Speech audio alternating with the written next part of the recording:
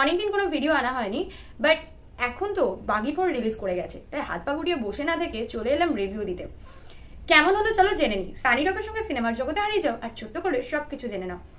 সত্যি বলতে কেমন হলো সেটা বলার আগে আমরা স্টোরিতে ঢুকে যাই। স্টোরি হচ্ছে একজন অফিসারের, যার আসলে একটা হ্যালুসিনেশন রোগ রয়েছে। সে নাকি তার মৃত গার্লফ্রেন্ডকে দেখতে পায়। শুধু সেই দেখতে পায়, কিন্তু গোটা পৃথিবীর কাছে তার সেই গার্লফ্রেন্ড অদৃশ্য, মৃতই বলা যায়। কিছুক্ষণ পর ইন্টারভেলের সময় সঞ্জয় দত্তের এন্ট্রি হয়, সেটাও আবার টুইস্টের সাথে। কি সেই টুইস্ট সেটা তো মুভি দেখলে জানতে পারছো। তো সত্যিই কি রনির হ্যালুসিনেশন রয়েছে নাকি নয়, এই অ্যান্সারটা খুঁজতে গেলেও একটা টুইস্ট পাবে। তাছাড়া সঞ্জয় দত্ত এবার কোন রোল প্লে করছে সেটাও আমরা জানতে পারবো কিন্তু মুভিটা পুরোটা দেখলে।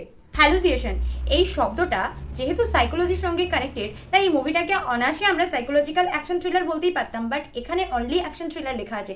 তাছাড়া এ সার্টিফিকেটও দেওয়া আছে।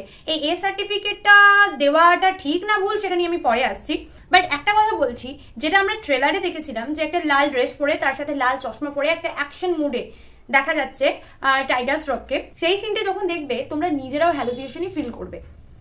মানে এখানে শুধুমাত্র রনি নয়, তোমরাও কিন্তু হ্যালুসিনেশন ব্যাপারটাকে ফিল করতে পারছো।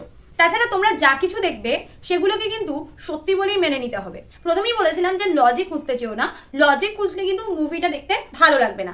তাই লজিকলেস ভাবে অনলি এন্টারটেনমেন্ট পারপাসে এই মুভিটা তোমরা দেখতেই পারো। সো আমি এই মুভিটাকে নিয়ে নেগেটিভ কিছু কটূক্তি করতে চাইছি না, যাও নিজেরা দেখো আর রিয়েলাইজ করো।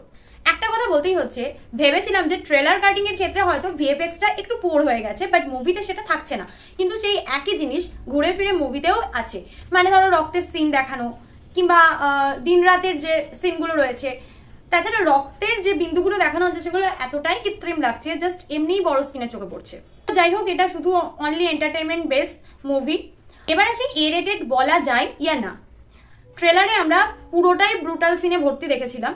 এখানে অনেক রকম হাত কেটে স্মোক করার দৃশ্য কিংবা প্রচন্ড পরিমাণে যে রক্তারক্তি, এই ব্যাপারগুলো আমরা দেখেছিলাম, যেগুলো কিন্তু মুভিতে তোমরা পাচ্ছ না, কারণ সেগুলোকে বাদ দিয়ে দেওয়া হয়েছে। এছাড়াও কিছু কিছু ডায়লগ আছে যেগুলোকে সম্পূর্ণ ভিন্নভাবে প্রেজেন্ট করা হয়েছে। সুতরাং এ রেটেড মুভি কি সত্যি বলা যায়? তবে শেষে একটা কথা বলবো, টাইগার শ্রফের ফ্যান যারা, তারা বলেছিল হ্যাঁ এবারে টাইগার শ্রফ আসছে নতুন মুডে, নতুন ভাবে। সো সেটা কিন্তু প্রুভ করে দিল টাইগার শ্রফ, কারণ সেই লেভেলের অ্যাটিটিউড, সেই লেভেলের পরিশ্রম নিয়েই কিন্তু সে কামব্যাক করেছে এবং সেটাকে প্রুভও করেছে। কারণ যে অ্যাটিটিউড, অ্যাকশন করছে যখন সেই সিনগুলো, কিংবা অ্যাংরি যে লুকটা, সেই সিনগুলো, এগুলো কিন্তু প্রত্যেকটা খুব ভালো লেগেছে। বিশেষ করে আগের পার্টের তুলনায় তো অনেক বেশি ইমপ্রুভ করেছে। বোঝা যাচ্ছে যে টাইগার শ্রফ কিন্তু ভালো রকমের পরিশ্রম করেছে এবং নিজের পুরোটা এফোর্ট দিয়েছে এই মুভিটার পিছনে। গড়বড়টা করে দিল স্টোরি আর প্রেজেন্টেশনে।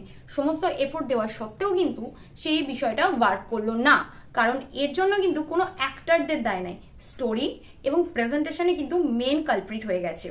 সাইড যে ক্যারেক্টারগুলো রয়েছে সেগুলোর মধ্যে সব থেকে ইম্পর্টেন্স যদি কাউকে দিতে হয় বা ফোকাস যদি কাউকে করি, সেটা হচ্ছে উপেন্দ্র স্যার। উনি যে রোলটা প্লে করেছেন এবং যে ক্যারেক্টারটা ওনার জন্য লেখা হয়েছে, সেটা কিন্তু একদম পারফেক্ট ভাবে ওয়ার্ক করে গেছে। বাকি যে গান, নাচ এগুলো ঢোকানো হয়েছে, সেগুলো কোথাও গিয়ে একটু লং মনে হতে পারে বা বোর ফিল করতেও পারো তোমরা। এক কথায় কনসেপ্টটা কিছুটা ভালো হতে হতে গিয়েও যেন ঠিকঠাক ওয়ার্ক করলো না।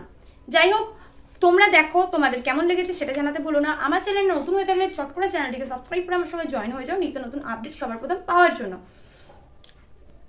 অবশ্যই কিন্তু সাবস্ক্রাইব করতে ভুলে চলবে না। সানি রকের সঙ্গে সিনেমার বকবক হয়েছে শেষ, আবার আসছি নতুন মুভি নিয়ে। তোমরা সবসময় থাকো ফ্রেশ।